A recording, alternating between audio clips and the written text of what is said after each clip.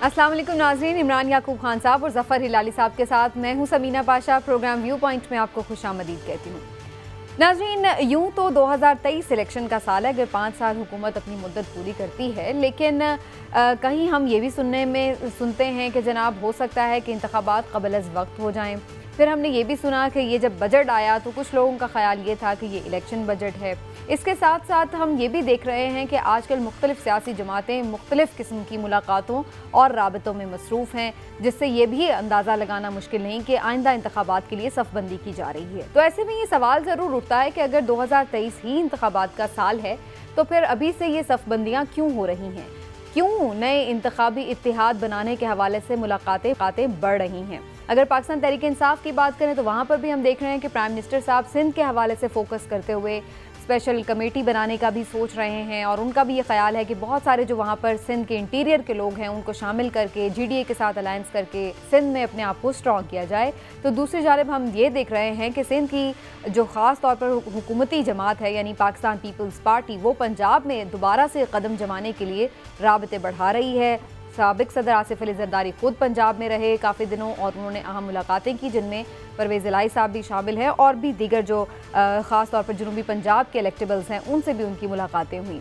तो अब 2-3 मामलात हैं जिन पर हम सबसे पहले गुफ्तगू करेंगे। एक तो यही कि क्या आम इंतखाबात जल्दी हो सकते हैं, क़ब्ल अज़ वक्त हो सकते हैं, अगर हो सकते हैं तो उसकी क्या वजूहात हैं, और इसके साथ साथ ये भी देखेंगे कि आइंदा आम इंतखाबात के लिए जो अभी से सफ़बंदी शुरू हो चुकी है, कौन किससे मिल सकता है और कौन उड़ान भरेगा अकेले अकेले। तो इस हवाले से सबसे पहले गुफ्तगू करेंगे। आप सबको खुश आमदीद कहते हुए इमरान साहब से गुफ्तगू का आगाज़ करूँगी। इमरान साहब, पहले तो मेरा ख्याल है यही मसला हल कर लेते हैं कि ये आम इंतखाबात तो 2023 में होना है, और मैंने आपके मुँह से भी कई दफ़ा इसी प्रोग्राम में ये बात सुनी है कि जी क़ब्ल अज़ वक्त इंतखाबात हो सकते हैं। तो इसके पीछे आपको क्या वजूहात नज़र आती हैं कि ऐसा हो सकता है? बिस्मिल्लाहिर्रहमानिर्रहीम। देखें, इलेक्शन का साल तो 2023 ही है, लेकिन ये मुझ समेत जो मुख्तलिफ लोग ये बात करते हैं कि इलेक्शन 2022 में भी हो सकता है या पहले हो सकता है 2023 से। तो उसकी बुनियादी वजह ये है कि हम जो एनालिस्ट होते हैं या साफ़ी होते हैं, उनका काम होता है मुख्तलिफ चीज़ों का मुशाहिदा करना और फिर उस मुशाहिदे की बुनियाद पर और कुछ इन्फॉर्मेशन की बुनियाद पर अपना एनालिसिस करना।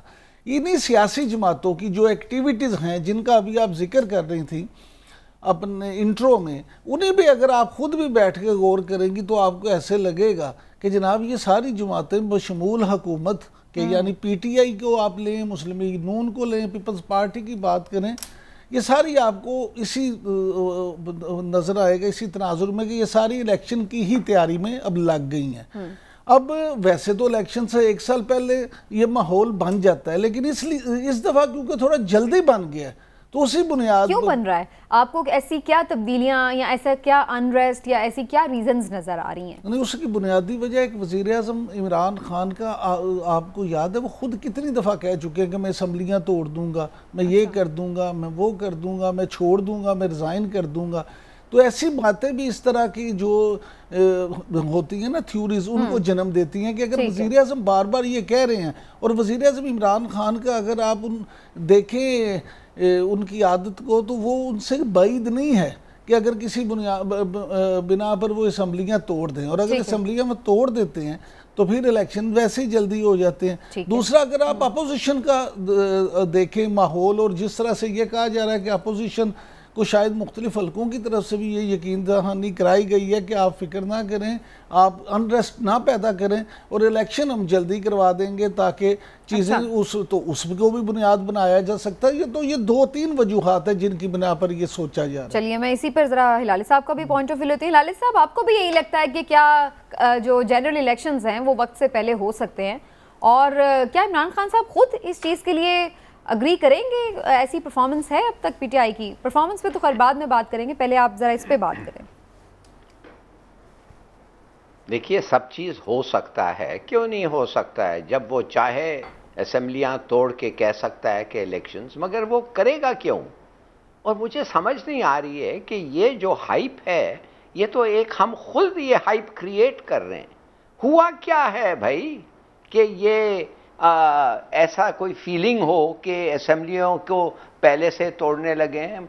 माने हुआ क्या है? क्या ये आसिफ अली जरदारी और परवेज इलाही की मीटिंग हो गई है तो इसके माने हम कंक्लूजन ड्रॉ करें कि हो अभी कुछ होने वाला है?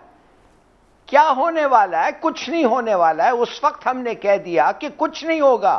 परवेज इलाही एक सुलझा हुआ आदमी है, वो पीटीआई को छोड़ के उस आदमी के साथ जाएगा जो लोग कहते हैं सबसे बड़ा चोर है पाकिस्तान का, वो छोड़ के उसके पास चले जाएगा।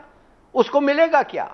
उसको क्या सीट्स मिलेंगे? आप समझते हैं इलेक्शन अगर हो 7 से 10 सीट से ज्यादा पंजाब ये दोनों पार्टीज ले जा सकती हैं? पीपीपी साउथ पंजाब में 2 या 3-4 सीट ले जाएं बस, और क्यू लीग जो है वो गुजरात के इर्द गिर्द 4-6 सीट्स ले जाएं। और ये सब क्यों हो रहा है कि परवेज इलाही उसके साथ नाराज हो गया है इमरान खान के साथ कि मुनिस को मिनिस्टर नहीं बनाया? आई जस्ट डोंट अंडरस्टैंड कि हम तो एक कुक अप कर रहे हैं क्राइसिस जो है ही नहीं। अच्छा, तो आपको नहीं लगता? हिलाली साहब, परवेज इलाही साहब तो ये बात क्लियर भी कर चुके हैं कि इस हुकूमत के खात्मे तक वो तहरीक इंसाफ का साथ नहीं छोड़ेंगे। उन्होंने कहा है कि हमारा, क्योंकि हमारी कमिटमेंट है वज़ीर आज़म इमरान खान साहब से, इसलिए 2023 के इलेक्शन तक हम उनके साथ ही रहेंगे। अगले इलेक्शन में अलबत्ता ये हो सकता है कि हम किसी से भी सीट एडजस्टमेंट कर लें या कुछ इस तरह कर लें। लेकिन इस पर तो मैं बात करती हूँ। लेकिन इमरान साहब, हिलाली साहब से मैं एक और चीज़ इसमें, लेकिन हिलाली साहब आपको नहीं लगता है कि जब हम प्राइम मिनिस्टर साहब से परफॉर्मेंस की बात करते हैं, बहुत सारी रिफॉर्म्स की बात करते हैं, लेजिस्लेशंस की बात करते हैं, तो वो भी ये कहते हैं कि जनाब मेरे पास वो मेजॉरिटी नहीं है कि जिसकी वजह से मैं सिंगल हैंडेडली बहुत सारी तब्दीलियाँ कर सकूँ। तो कहीं फ्रस्ट्रेशन में ऐसा भी तो हो सकता है ना कि वो खुद ये सोचें कि भाई मुझे ज़्यादा मेजॉरिटी होगी मेरे पास तो मैं कुछ कर सकूंगा, तो इसलिए मैं खुद जाके अवाम के पास जाऊं और ये बात करूं जनरल इलेक्शन के लिए। भाई आपने वो जो लफ्ज इस्तेमाल किया है ना, फ्रस्ट्रेशन, बिल्कुल सही है एक फैक्ट ऑफ लाइफ है कि उसके पास बड़ा स्लिम मेजॉरिटी है। क्या करेगा? तो दूसरे दिन तोड़ के क्या था, मुझे और मेजॉरिटी चाहिए, और अगर इलेक्शन हार जाता तो अब जाके जो कुछ खास किया नहीं है बकौल आप लोगों के कि उसने कुछ, मैं तो समझता हूं इसने बहुत सारी चीजें की हैं, रोड डायरेक्शन बताया है, और अगर इंप्लीमेंटेशन कम हुई है तो ये 2 साल बड़े वाइटल हैं इन चीजों को इंप्लीमेंट करने के लिए। मगर अगर वो कहता है out of a sense of frustration, इसका मतलब तो ये नहीं है ना कि जाके तोड़ दें और हम बैठ के सडनली वी स्टार्ट डिस्कसिंग जो होना ही नहीं है। अच्छा। अब ये नून और MF ये फजल रहमान की जो अग्रीमेंट हुई है, पता नहीं हुई है कि नहीं, लगता है लोग कहते हैं हुई है। ये तो क्या लाएगा फजल रहमान नून को? भाई 2 सीट्स लाएगा पंजाब में डीजी खान के इर्द गिर्द। ना माने कि इज पॉइंटलेस। और मगर आपने खुद कहा कि आप पंजाब के बाद सिंध पे आना चाहते हैं, तो अगर सिंध पे अभी से ही आना चाहते हैं तो बता दें। इसके बारे में मैं कुछ समझता हूं कि ये कुछ ज्यादा सिग्निफिकेंट है ये। अच्छा, मैं अभी आती हूँ। हाँ, मैं बिल्कुल इस पे आती हूँ। लेकिन इमरान साहब, इलेक्शन चाहे 2023 में हो या उससे पहले हो, दोनों का आप लोगों का अपना अपना पॉइंट ऑफ व्यू है, लेकिन जब भी हो नए इंतखाबी इत्तेहाद बनते देख रहे हैं आप। अब आप मुझे ये बताइए कि कौन किसके साथ मिलने जा रहा है? PMLQ के साथ जो जरदारी साहब की मुलाकातें हुई हैं, आपको लगता है ये मुस्तकबिल में इंतखाबी इत्तेहाद में बदलेंगे?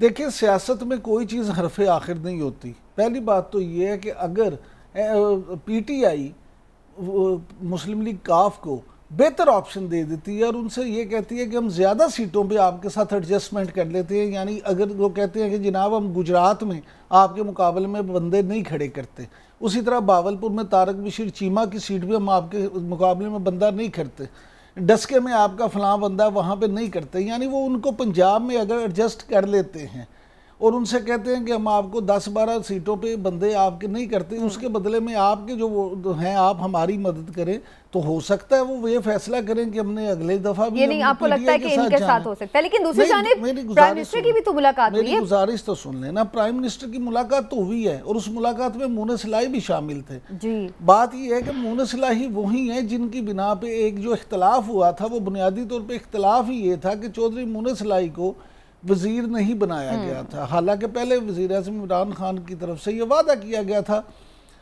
मुस्लिम लीग काफ का ये कहना है कि उन्हें भी मिनिस्टर बनाया जाएगा, लेकिन उसके बाद उनको मिनिस्टर नहीं बनाया गया। अब उनकी मुलाकात भी हो गई है। मैंने पहले अर्ज किया कि सियासत में कोई चीज़ हरफ आखिर नहीं होती।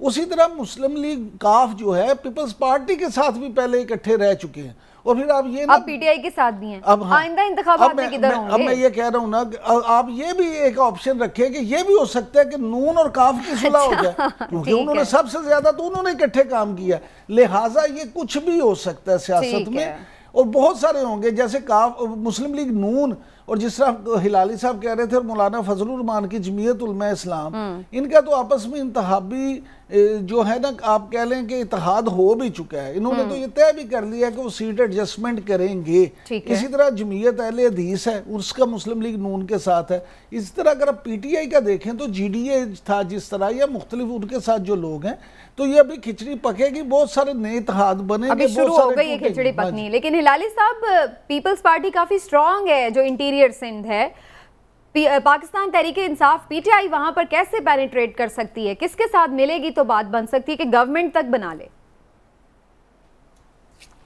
पहली बात तो मैं ये कहूं कि ये कहना कि मुनसिलाई को इमरान खान ने वादा किया था मिनिस्टर बनाएगा, हाँ बिल्कुल एक पार्टनर था और उसको कैबिनेट का जगह मिलता, मगर ये भी तो बताएं ना कि क्यों नहीं बनाया।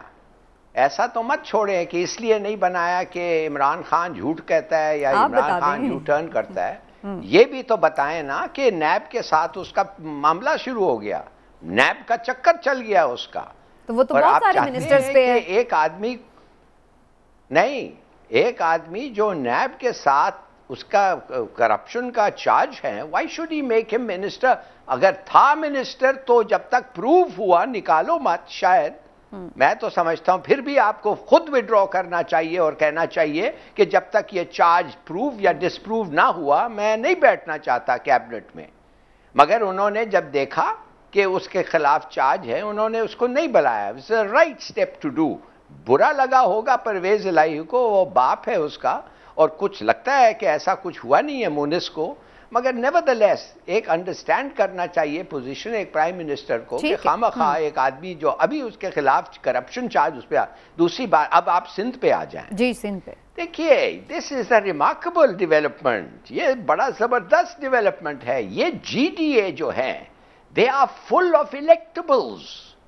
देखिए जतोई और वसान, खैरपुर, महर, सक्कर, ये सब लोग जो हैं ये तो जीतेंगे, ये अपने सीट्स पक्के हैं जीतने वाले। और अगर ये आ जाएं साथ, और आप सोचिए ये जो पीपीपी डिफेक्टर्स हैं और बहुत सारे हैं जिन्होंने लूट मार पे कुछ मिला नहीं है उनको, वो भी छोड़ेंगे पीपीपी को। तो मैं समझता हूं पीपीपी और PTI will put up a very good show. और सिंध की इतनी बुरी हालत है, इतनी बुरी हालत है कि मुझे आज एक चीज पता चला जो आई एम शॉक्ड। देखिए, आप कभी यकीन कर सकते हैं कि डिस्ट्रिक्ट हेल्थ ऑफिसर सक्कर का वो अपने बड़े भाई को कहा कि मैं तुम्हें मेरे 2 अस्पताल जो मैं आप कंट्रोल करता हूं उनके अंदर मैंने आने ही नहीं देना है तुम्हें, इसलिए कि ये अस्पताल नहीं है, ये कसाई खाने हैं।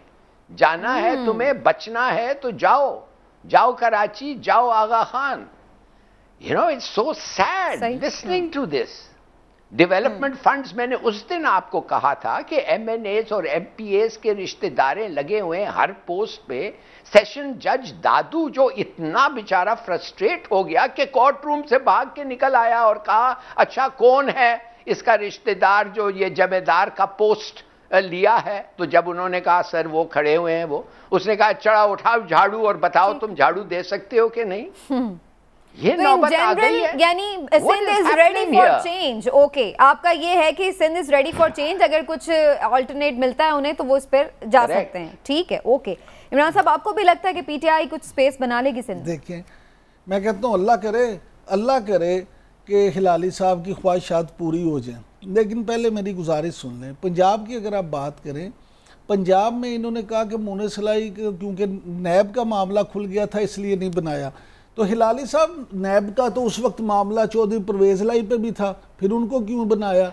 आधी आपकी कबीना ऐसी है जिसपे आधी कबीना ऐसी है पीटीआई की जिसपे नैब के मामलात हैं, वो परवेज खटक हैं, परवेज खटक साहब हैं, हुस्रो मुख्तियार साहब हैं, और बहुत से भी पंजाब में अलीम खान साहब थे, सप्तान खान साहब थे, और बहुत, मैं कहता हूँ छोड़ें आप, मैं कहता हूँ बहुत सारे लोग हैं, बहुत सारे लोग हैं, उन सब पे थे, या तो उन सब को हटा देते। लेकिन ये नहीं है कि अपनी पसंद से मेरिट किया, एक के लिए मेरिट और है, दूसरे के लिए मेरिट और है। दूसरी बात हाँ जी, दूसरी बात ये कि पंजाब में आप देखें कि मुस्लिम लीग काफ के रोल को आप इग्नोर नहीं कर सकते। उसकी बुनियादी वजह यह है कि मुस्लिम लीग काफ के जो सरबराह हैं चौधरी शुजात और चौधरी परवेज लाई, इनके बारे में ये लोगों सब लोग कहते हैं, लोगों का मानना है कि वज़ादार लोग हैं, सियासत में भी अपने साथियों का साथ नहीं छोड़ते। और लोग फिर उन्होंने पंजाब में देखें एक दफ़ा फिर मैनेज करके दिखाया कि पीपल्स पार्टी के सेनेटर से वोट दिलवा के सेनेट में पीटीआई के लोगों को भी कामयाब करवाया और अपना भी एक बंदा कामयाब करवा लिया, यानी कामल अली आगा, वो भी सेनेटर बन गए। लेकिन मैं तो सवाल कर रही थी पंजाब में ग्रास रूट लेवल पे उन्होंने काम किया है, पहली बात। दूसरी बात आ जाते हैं अब सिंध में जीडीए जो है उसने क्या तीर मार लिया, 2 सीटें हैं उनकी और एक वो जो स्पेशल सीट होती है। बात ये जीडीए जब बना था तो उस वक्त ये कहा जा रहा था कि जी ये बुर्ज गिरा देंगे, ये कर देंगे, लेकिन रिजल्ट क्या हुआ? रिजल्ट ये हुआ कि वो कोई बुर्ज नहीं गिर सके। जीडीए में इलेक्टेबल्स हैं, लेकिन आप एक बात समझिए, इलेक्टेबल अकेला कुछ नहीं कर सकता। इलेक्टेबल को साथ जब पार्टी का वोट मिलता है, किसी भी पार्टी का, बहुत सारे लोग पंजाब में तो लोग आजाद जो जीत भाई, मैं सिंध की अभी बात कर रहा हूँ, मैं सिंध की बात कर रहा हूँ। पंजाब की डायनामिक सिंध की सियासत से बिल्कुल मुख्तलिफ है। अच्छा। आप दोनों को मिक्स ना करें। सिंध में आप समझिए बात क्या है, सिंध में प्रॉब्लम ये है कि बहुत सारे लोगों की ये ख्वाहिश रही है कि पीपल्स पार्टी वहाँ पे टूट जाए, ये हो जाए, लेकिन लोगों का कोई दूसरी ऑप्शन ही नहीं है। या तो होता ना, लोगों सिंध के लोगों के दूसरी पार्टियों ने वहाँ पे इस तरह से काम किया होता कि उनके लिए दूसरी ऑप्शन बन सकती। इसलिए सिंध में ये ख्वाब तो सब देखते हैं। लेकिन पहले मौका मिलेगा तो फिर ही पता चलेगा ना कि कोई काम करता है या नहीं। अगर मौका ही नहीं मिलेगा तो कोई बाहर से कैसे आके काम कर। लेकिन हिलाली साहब के पास काफी पॉइंट्स हैं आपको रिस्पॉन्ड करने के, मैं जरा जल्दी से ले लूं। जी हिलाली साहब, शुरू हो जाए 1 बाय 1। देखिए, जब आप एक कैबिनेट बनाने की कोशिश करते हैं, जब स्लिम मेजॉरिटी होता है और आपका एक एलाइड पार्टी का सरबराह मसलन परवेज इलाही के खिलाफ एक केस होता है, तो पहली चीज़ आप क्या करते हैं एज प्राइम मिनिस्टर, आप पता करवाना चाहते हैं कि ये केस में दम कितना है और ये केस कितना सीरियस है। हालांकि नैब केस था, और जब उन्होंने पता किया तो उनको पता चला कि ये केस में दम कम है, और हम आप देख रहे हैं कि इनको छोड़ दिया है उस केस पे, परवेज इलाही को। दूसरी बात यह है कि जब फिर अगर भी नहीं छूटता तो फिर वो तो करना पड़ता था। दैट वाज, अगर आप नहीं गवर्नमेंट बनाना चाहते थे तो फिर ठीक है, आप ना इन लोगों के पास जाएं, मगर आपको अगर गवर्नमेंट बनाना था और आप you made up your mind, तो आप उनके पास जो जरूरी काम है आप कर रहे थे। अफसोस, यस, विद रिग्रेट कि इसके खिलाफ एक चार्ज है, मगर आप कर रहे थे। मगर जब आपको जरूरत ही नहीं है ऐसे आदमी को इन द कैबिनेट लाना और उसके खिलाफ एक फ्रेश चार्ज है, आपने इवैल्यूएट जिन्हें छोड़ सकते थे आपने छोड़ लिया, ठीक है, ओके, आगे सीरियस कितना है। तो उसने उसको कहा कि भाई मत आओ, फिलहाल रह जाओ। आई डोंट सी व्हाई कि खटक का केस अभी आ गया। भाई खटक तो आपका डिप्टी पार्टी लीडर है, जो भी है उसको खुद रिजाइन करना था। शुरू में मैंने कहा कि जैसे ये मसले होते हैं वो मिनिस्टर को खुद पीछे हटना था, मगर उन्होंने कहा गवर्नमेंट बनाना है, हम नहीं चाहते कि, तो ऑन द बेसिस के इनोसेंट टिल प्रूवन गिल्टी उन्होंने उनको ले लिया। ये पहली बात है। दूसरी बात ये सिंध में कहना कि जीडीए के लोग, Liaquat Jatoi former chief minister, Arbab Rahim former chief minister, Jatois Mahar और वसान, ये लोगों का कोई कुछ नहीं है, बस ये ऐसे ही आए और फट इलेक्शन में हार गए, ये यू डोंट नो कि क्या हुआ क्या उधर। हमें सब पता है क्या हुआ और उनको भी पता है क्या हुआ। ये कहना कि वो किसी को ऐसे ही रॉन्ग असेसमेंट था, हार गए, इट्स रॉन्ग। क्यों आया है ये, क्यों उस गवर्नमेंट पीछे गई है उसके अरबाब रहीम के आओ ज्वाइन करो, आओ, इसलिए कि उसका स्टैचर देखिए थर में। और वो तो आपको लगता है कि बात बन सकती है? व्हाटएवर हैपेंड, ये इलेक्शन अच्छा, मुझे एक मुख्तलिफ चीज है, मगर लेट्स नॉट प्रिटेंड कि उनका कोई स्टैचर नहीं। हिलाली साहब, बात ये है कि मैं तो ये नहीं कह रहा कि बिल्कुल भी उनका कोई स्टैचर नहीं है। असल बात ये मैं कह रहा हूँ कि उनका कहना था कि सिर्फ ये चीज पार्टी सब साथ मिलती है तो दोनों हो जाते हैं। और उनका तो जीडीए के लोग खुद कहते हैं कि जिन्होंने जीडीए बनवाया था इलेक्शन में उन्होंने मदद नहीं की। बाज लोग तो जीडीए के ये शिकायत करते हैं कि हमें जो यकीन दहानियां करवाई गई थी वो बाद में पूरी नहीं की गई। तो ये भी चीजें हैं वहां पे आपकी देखने वाली। अच्छा ठीक है, मुझे आज वाकफान हाल भी बड़ी इंपॉर्टेंट है, उसकी तरफ भी जाना है और वाकई में आपको बताएंगे कि PMLN में एक बड़ा ज़बरदस्त शख्स जो है वो आगे बढ़ रहा है। वो कौन है, वो क्या चाहता है, उस पर आपको हम नाज़रीन डिटेल में बताएंगे। लेकिन उससे पहले मैं एक शॉर्ट क्वेश्चन आप लोगों से केपी के हवाले से भी बात कर लूँ कि आइंदा इंतखाबात में केपी कहाँ पर आप लोग देख रहे हैं इमरान साहब? वहाँ तो लग रहा है कि PTI का कोई कंपटीशन नहीं उस तरह से है। आप एग्री करेंगे इस बात से? मैं कोई खिचड़ी पक रही है वहाँ भी? नहीं, मैं वहाँ भी खिचड़ी पक रही है। और आप देखेंगे वहाँ पे भी इस दफ़ा सूरत हाल, मैं ये नहीं कह रहा कि वहाँ पे बिल्कुल बदल जाएगा, लेकिन मैं ये ज़रूर कह रहा हूँ कि इस दफ़ा PTI का बड़ा टफ कंपटीशन होगा। हाँ जी, उसकी बुनियादी वजह है कि ANP भी वहाँ पे अब एक्टिव है, मुस्लिम लीग नून भी अपने कुछ जो इसके हिस्से हैं हज़ारा डिवीज़न और दूसरे वहाँ पे वो भी एक्टिव हैं। और उसके अलावा जो जमीयत उलमा इस्लाम है, तो अपोजिशन जो है इस वक्त PTI की मिलकर ही कोई मुकाबला करेंगे। वो इस तरह से सीट एडजस्टमेंट करेंगे जिससे वो PTI को टफ टाइम दें। लेकिन अगर इन 2 सालों में PTI मुस्तकबिल में भी अगर अगले इलेक्शन में भी वहाँ कामयाब होना चाहती है तो उसको इन 2 सालों में बहुत मेहनत करना होगी और वहाँ पे परफॉर्म करना पड़ेगा। अच्छा, तो वहाँ नहीं परफॉर्म कर रहे हैं आपका ये ख्याल है? हिलाली साहब से, हिलाली साहब KP में बेफिक्र हो के कप्तान सो जाएं कि अगली गवर्नमेंट भी उनकी बनेगी, या फिर आप अग्री करेंगे कि टफ टाइम मिल सकता है? नहीं, मेरे ख्याल में एक्सपेक्टेशंस उधर हैं और इसलिए कि उनकी इतनी अक्सरियत है कि एक्सपेक्टेशंस वेरी हाई हैं। शायद अनरियलिस्टिक हो मगर नेवरदलेस एक्सपेक्टेशंस हैं, और अगर लोग को आप परफॉर्म ना करें तो बिल्कुल डिसअपॉइंटमेंट होगा। और मैं तो समझता हूँ बड़ी अच्छी बात है, इन सबको एक थ्रेट होना चाहिए कि अगर आपने परफॉर्म नहीं किया तो इलेक्ट्रेट तुम्हारे खिलाफ जाएगा। बिल्कुल होना चाहिए, इट्स अ गुड थिंग। और ये सबसे बेहतरीन बात होगी हमारे आइंदा इलेक्शन की, अगर ये बात परफॉर्मेंस एवेल्युएशन के ऊपर ही लोग जो है वोट करें तो ये सबसे बेस्ट बात होगी। मैं तो समझती हूँ कैंपेन्स भी इन्हीं चीज़ों के ऊपर रन की जानी चाहिए, परफॉर्मेंस बेस्ड होना चाहिए। अब आते हैं जी हम वाकफान हाल की तरफ। बड़ी खबर है और जानते हैं ज़रा आपसे कि कौन है PMLN में ऐसा शख्स जो बड़ा आजकल ख्वाब बड़े बड़े देख रहा है। शाहिद खाकान अब्बासी साहब की कोई खबर है जनाब?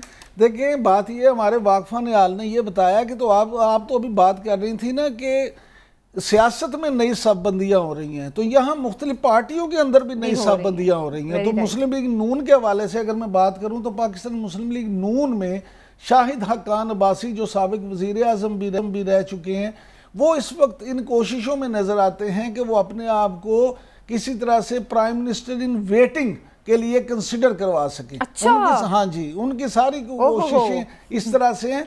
वो पार्टी लीडरशिप को ये बावर कराने में लगे हुए हैं और कुछ मुख्तलिफ हलकों को कि शायद वो शहबाज शरीफ से बेहतर ऑप्शन है। तो पार्टी लीडरशिप तो शहबाज शरीफ खुद हैं। देखें, लीडरशिप शहबाज शरीफ तो सदर है ना, तो असल जो उनके कायद हैं मियाँ नवाज शरीफ, तो वो शाहिद खाकान अब्बासी कि इस वक्त सूरत हाल ये हमारे वाकफान हाल के मुताबिक कि वो नवाज शरीफ के कैंप्स को ये बावर कराने की कोशिश कर रहे हैं कि जो बयानिया आपका है वो उसको, अगर शहबाज शरीफ साहब क्योंकि मफाहमत की बात करते हैं, आपके बयानिए को पूरी तरह से टो नहीं करते, तो मैं वो वाहिद आदमी हूँ जो आपके बयानिए को टो करके पूरी तरह से उसको लेके चल सकता हूँ। और फ्यूचर में अगर आप मुझे प्राइम मिनिस्टर का कैंडिडेट बनाएं अपना मुस्लिम लीग नून का, तो मैं आपकी उम्मीदों पे पूरा उतर सकता हूं। अच्छा, तो एक इसमें भी अब जो है ना बड़ी कोशिशें हो रही हैं। बड़ी इंटरेस्टिंग बात है। थोड़ी देर के लिए बने थे, लगता है उन्हें, वो कहते हैं ना चस्का लग गया। ये सीट ऐसी है ना जी।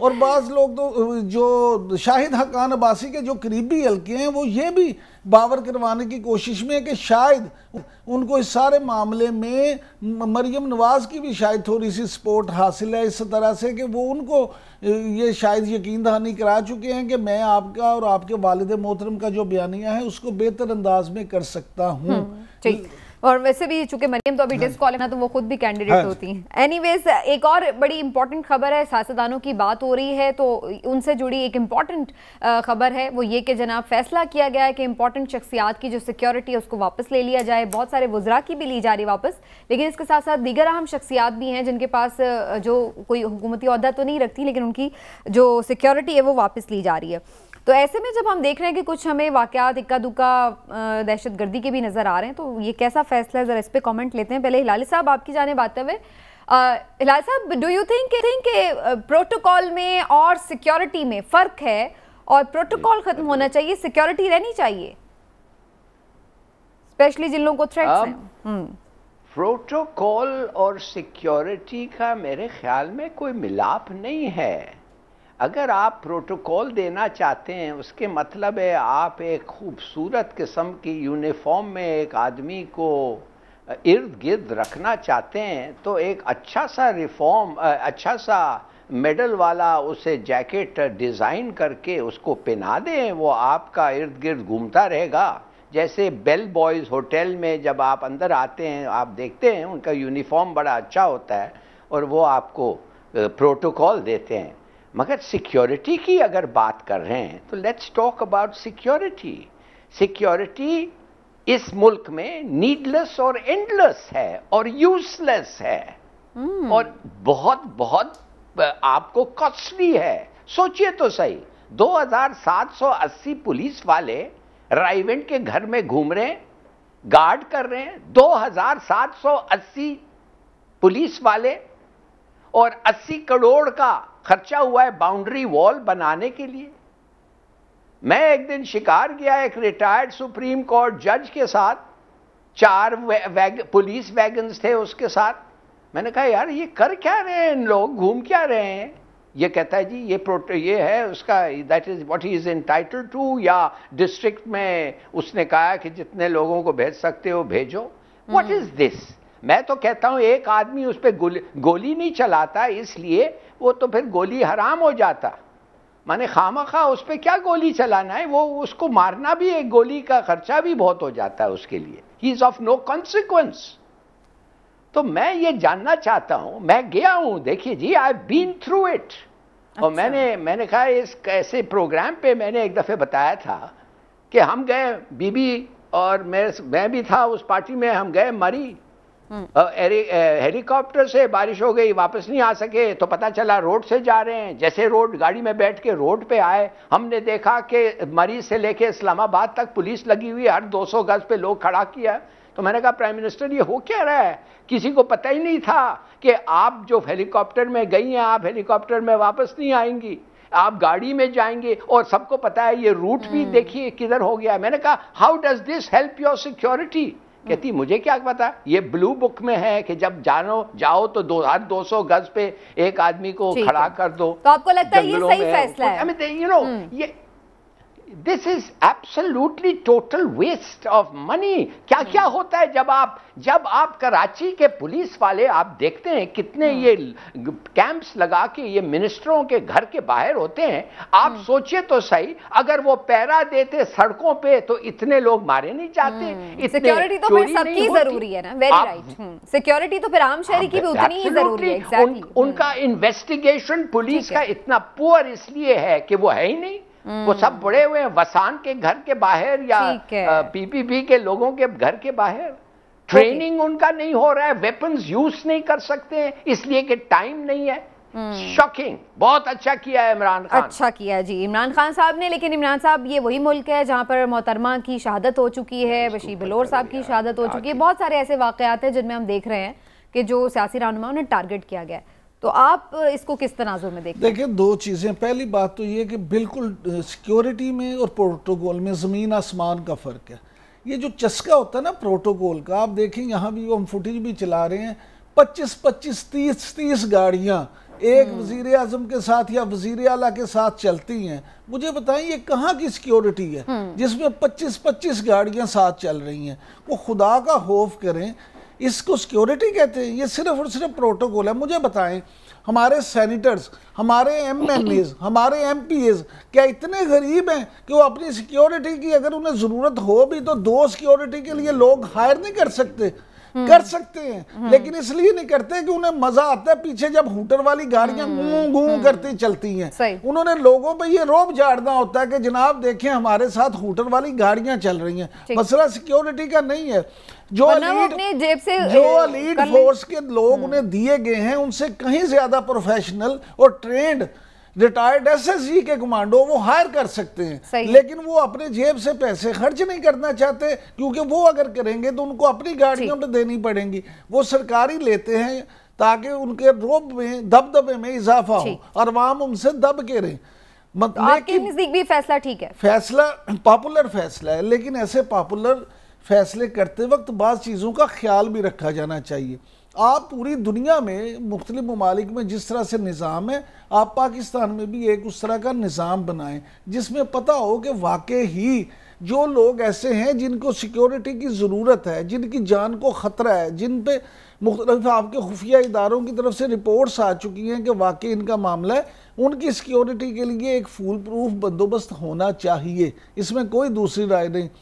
जैसे आप एएनपी की क़यादत आप देखें, उनकी कितने लोगों को मारा जा चुका है, कितने लोग शहीद हो चुके हैं।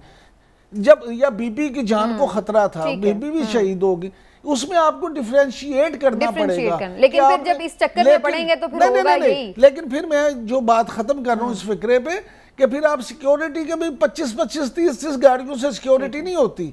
आप ये फिर प्रोटोकॉल होता है। ठीक है, चलिए जी, ब्रेक की तरफ जाना है नाजरीन। ऐसा ब्रेक लेते हैं, ब्रेक से वापस आते हैं तो खास तौर पर बात करेंगे अफगानिस्तान की सूरत हाल के हवाले से, जहां पर इंडिया ने काफ़ी सारा असलहा पहुंचा दिया है।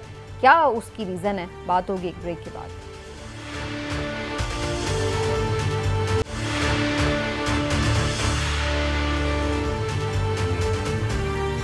वेलकम बैक नाजरीन। अफगानिस्तान की सूरत हाल पर नज़र डालें तो तालिबान की पेशकदमी जारी है। मुख्तलिफ ममालिक से वो राब्ते भी कर रहे हैं और काफ़ी चीज़ें जो हैं वो अपने मवाफिक उनको बना रहे हैं। दूसरी जानिब अगर इंडिया की सिचुएशन देखें तो वो बड़ी एक समझ लें कि कुछ एम्बिगुअस सी नज़र आ रही है। उसकी वजह ये कि कंधार में जो उनका कौंसल खाना था वहाँ से उन्होंने अपना सफारती अमला जो है वो वापस बुला लिया है।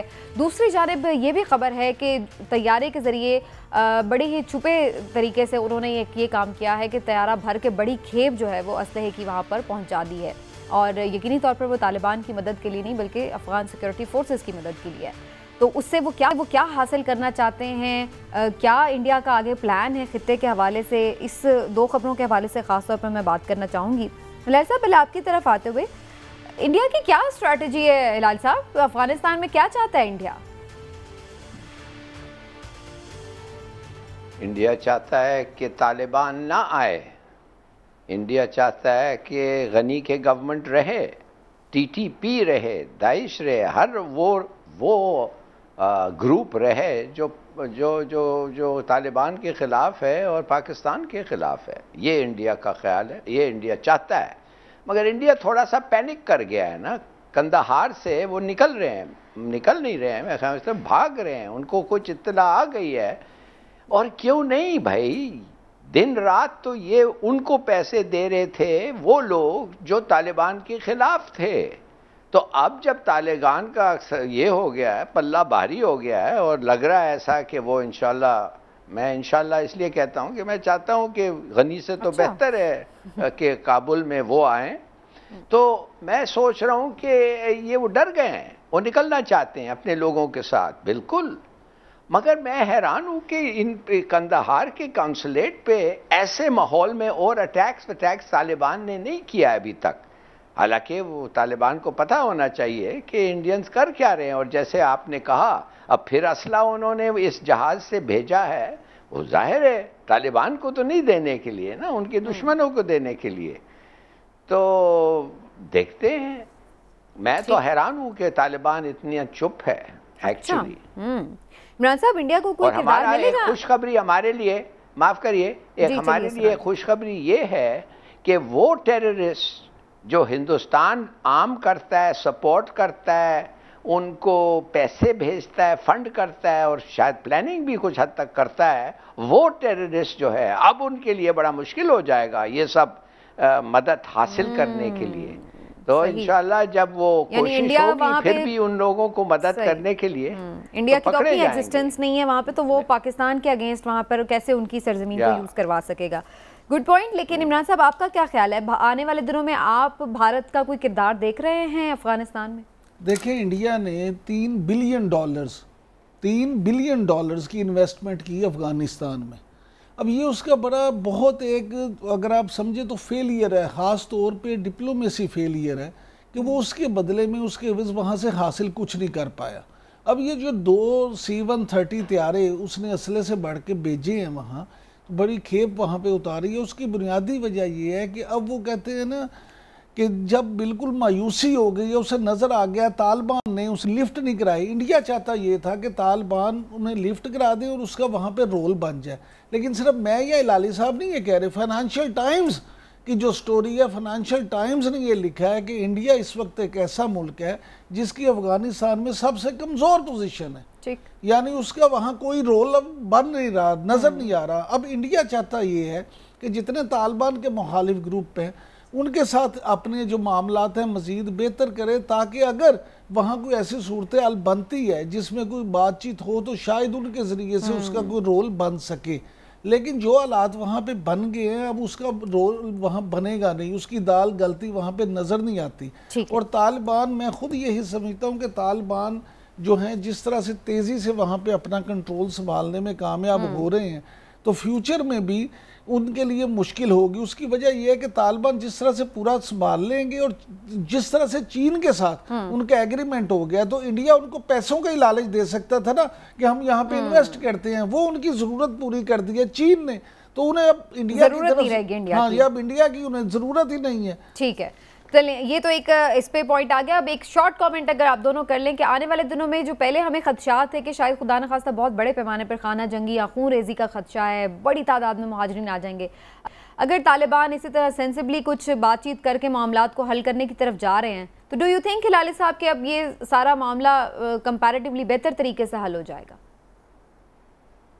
बड़ा अच्छा सवाल है आपका समीना, और एक लफ्ज़ आपने इस्तेमाल किया है वो भी बड़ा अच्छा, सेंसिबली। मेरा मशवरा अगर तालिबान को ये होगा कि आप फतह ज़रूर कर सकते हैं अफ़गानिस्तान, मगर जब आप फतह करने की कोशिश करेंगे लोगों को आप मरेंगे तो ज़रूर, मगर मारेंगे ज़्यादा। और जीत भी अगर आपका हो, लोग कहते हैं कि आप 80% अफ़गानिस्तान को पैसिफाई कर सकेंगे, 20% को कभी नहीं कर सकेंगे, इसलिए कि आपका ऑपोजिशन खासा हो जाएगा। तो आप ऐसी चीज़ ना करें, मेहरबानी से सेंसिबली आप एक लोए जिरगा बुलाएं और लोए जिरगा को उधर से उनके कंसेंसस बनाएं और उस कंसेंसस से आप आगे बढ़ें, इसलिए कि इनका रेजोल्यूशन का तरीका अफगानिस्तान पे सबसे बेहतर जो होता है वो लोए जिरगा करता है।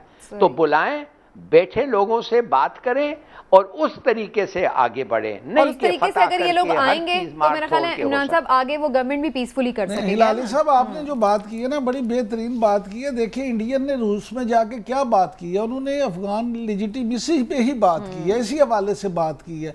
तो अगर तालिबान इसी तरह से, जिस तरह हिलाली साहब कह रहे थे कि अपना एक जिरगा बुलाएं और उसमें करें, वैसे तालिबान की तरफ से ये आ भी चुका है हिलाली साहब, उन्होंने कहा है कि हम बातचीत करने को तैयार हैं, लिहाजा वो एबिकेबली इस दफा वो बड़े सेंसिबली वाकई अपना वो सारा खेल खेल रहे हैं। तो मुझे लगता है कि इस दफा बेहतरी होगी इंशाल्लाह, और हम उम्मीद करते हैं कि पीसफुली ये मामलात हल हो जाएं। में खिते की भी बुलाई है, अफगानिस्तान की भी और पाकिस्तान की भी, जिसका अमन अफगानिस्तान के अमन से बहरहाल जुड़ा हुआ है। नाज़रीन, एक ब्रेक लेते हैं, ब्रेक से वापस आते हैं तो कुछ कोरोना वायरस के अगली वेव की बात करते हैं। जो डेल्टा वेरिएंट है इसका, ये बड़ा खतरनाक बताया जा रहा है, एक के बाद एक मुश्किल बात होगी एक ब्रेक के बाद।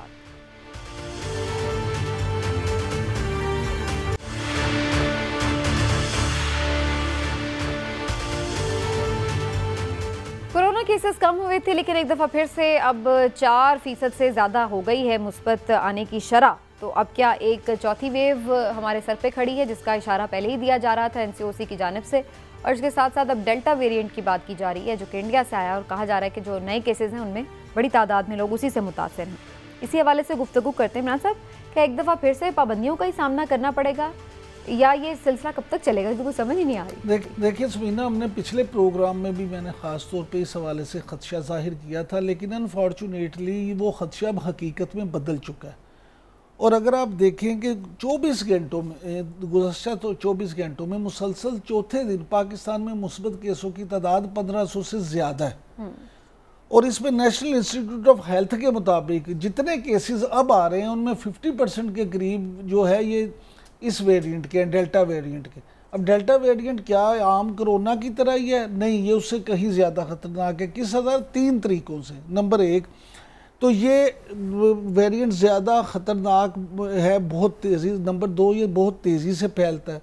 और नंबर 3 ये कि इसकी जो है ना मरीज़ की हालत वो इतनी जल्दी इससे इंतहाई तशवीशनाक हो जाती है कि जिसका दूसरे किस्मों में वो हालत नहीं होती थी। यानी अब ये सारी चीज़ें हैं, मरीज़ को यहाँ पे लोगों को पता ही नहीं होता, टेस्ट ही नहीं होते, चीज़ें नहीं होती, फिर लोग वैक्सीन उस तरह से नहीं करवा रहे, ना ही उस तरह से वैक्सीन जो है ख़ास तौर पे छोटे शहरों में, कस्बों में।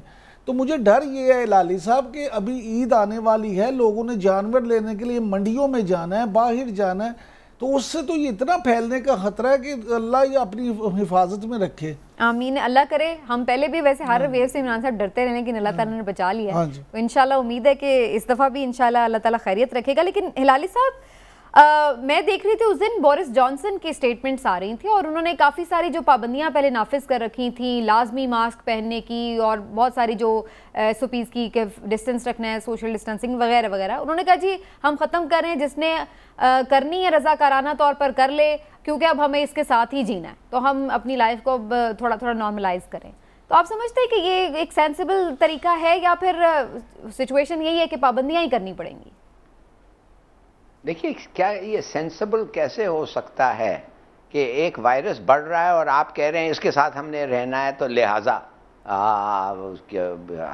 आए मिलें और SOPs को नहीं होगा। ये this is not the way to do it.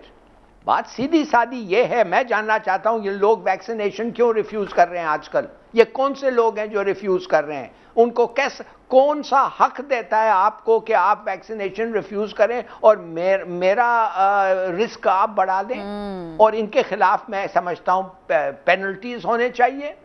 ठीक है। अब गवर्नमेंट कह रही है कि जब तक आपके पास सर्टिफिकेट नहीं हो गया आप फ्लाई नहीं कर सकते हैं। मैं कह सकता हूं आपकी सैलरी बंद कर दें। यू शुड बी सैक्ड अगर आपको मिल सकता है और आप नहीं लेते। 70, 40, 50% तो लंदन में हो गए हैं इनॉक्यूलेशंस, इधर तो 5-10% भी नहीं हुए हैं और ये हिंदुस्तानी वायरस आके इधर फैलने लग गया है। माय गॉड, ये क्या हो रहा है भाई? हिलाली साहब, डॉक्टर अल-फरीद ज़फ़र हैं, प्रोफेसर डॉक्टर अल-फरीद ज़फ़र, वो हमें ज्वाइन कर चुके हैं और जानते हैं क्या सिचुएशन है। डॉक्टर साहब, बहुत शुक्रिया आपके वक्त का। जल्दी से पहले तो ये बता दीजिए कितना ये मौलिक है और 4th वेव कितनी आपको ख़तरनाक नज़र आ रही है, जबकि लोग वैक्सीन भी करवाने से, जैसे हिलाली साहब ने कहा कि कुछ अभी तक उतनी बड़ी तादाद में लोगों ने वैक्सीनेशन भी नहीं करवाई। डॉक्टर साहब, ये जो कोरोना की नई किस्म डेल्टा वेरिएंट है, ये कितना खतरनाक है? और ये भी फरमा दीजिएगा जो वैक्सीन है जो हमारे मुल्क में अवेलेबल है हर तरह की, वो इसके खिलाफ भी उतनी ही मौसर है क्या? देखिए जी, इसमें नेचुरली डेल्टा वेरिएंट जो है एक नई किस्म की प्रॉब्लम स्टार्ट हो गई इंटरनेशनली, लेकिन इसमें भी कहा तो ये जा रहा है कि फाइजर और एस्ट्राजेनेका जो है वो इससे ज्यादा इफेक्टिव है। लेकिन हम और यूके में आप देखें वो एक दिन में 28,000 पेशेंट पॉजिटिव हुआ है, लेकिन उसमें अच्छा पॉइंट ये है कि एडमिशन बहुत कम थे और लोग घरों में ही ठीक हो गए। तो अभी अल्लाह का शुक्र है कि हमारे पास उस तरह की प्रॉब्लम अभी नहीं आई, लेकिन इशू ये है कि लोग SOPs फॉलो नहीं कर रहे और ये जैसे ही लॉकडाउन खत्म होता है उसके बाद फिर ये प्रॉब्लम दोबारा से स्टार्ट हो जाती है, क्योंकि लोग उसका ध्यान नहीं करते। लॉकडाउन अगर खत्म भी हो तो मेरा ख्याल है इसके SOPs जो है वो हमें फॉलो करने चाहिए, सोशल डिस्टेंसिंग रखनी चाहिए, क्योंकि ये जिस रैपिडली तरीके से इसके वेरिएशन आ रही है, म्यूटेट कर रहा है और नए वेरिएंट्स आ रहे हैं, तो उनका आगे तो टाइम ही बताएगा कि वो हमारे वैक्सीन जो है उस पर कितने इफेक्टिव हैं। तो मेरा ख्याल है हमें जो SOPs गवर्नमेंट ने बनाए हुए वो हमें कंटिन्यूसली फॉलो करने चाहिए। तो डॉक्टर साहब, ये सिलसिला फिर कब तक लेकिन चलेगा? अब सवाल तो ये उठ रहा है ना कि हम कब तक ये सिलसिला हर एक के बाद एक नया वेरिएंट, नई वेव, और नई वैक्सीन, तो फिर कब तक ये सिलसिला चलेगा? ऐसे ही जीना पड़ेगा अब क्या? देखिए जी, एक तो आंसर हमारे पास ये है कि हमें सारी पॉपुलेशन को वैक्सीनेट करना है, और हमारे काफी सारे लोग हैं जिन्होंने गवर्नमेंट के कहने के बावजूद वैक्सीनेशन अभी नहीं कराई है। हमारी बेसिक प्रॉब्लम वो है, उसमें हम नेचुरली अवेयरनेस कैंपेन्स भी कर रहे हैं, लोगों को उस पर तैयार भी कर रहे हैं, और गवर्नमेंट ने बहुत ज्यादा एक लार्ज नंबर में हर किस्म का 2-4 किस्म के जो और भी वैक्सीन हैं वो भी प्रिक्योर कर लिए। तो हमें एक तो मेरा ख्याल है लोगों को आपके थ्रू मीडिया और वैसे वो और भी कन्विंस करना चाहिए, क्योंकि आंसर इज द वैक्सीन, और इस वक्त तो हमें एसओपीज और वैक्सीन है। वैक्सीनेशन जितनी हो जाएगी तो वो अगर छोटा मोटा कोई इफेक्ट होता भी है तो उसके बावजूद पेशेंट का सर्वाइवल रहेगा, और वो थोड़ा सा बुखार, गला खराब ठीक हो जाएगा। बिल्कुल तो ठीक है। उतना ज्यादा मौलिक फिर साबित नहीं होता वैक्सीन अगर हो। बहुत बहुत शुक्रिया आपका डॉक्टर साहब, आपने अभी ज्वाइन किया, वक्त प्रोग्राम का खत्म हो गया है। आज का प्रोग्राम आपने देखा, एहतियात कीजिए, ज़रा से नंबर्स कम होते हैं हम लोग रिलैक्स हो जाते हैं, एहतियात का दामन छोड़ देते हैं और फिर हमें दोबारा से नंबर्स बढ़ते नज़र आते हैं। तो हमें अभी रिलैक्स नहीं होना है, वैक्सीनेशन करवाइए, खुद भी महफूज रहिए, दूसरों को भी महफूज रखिए। इजाज़त दीजिए, अल्लाह हाफ़िज़।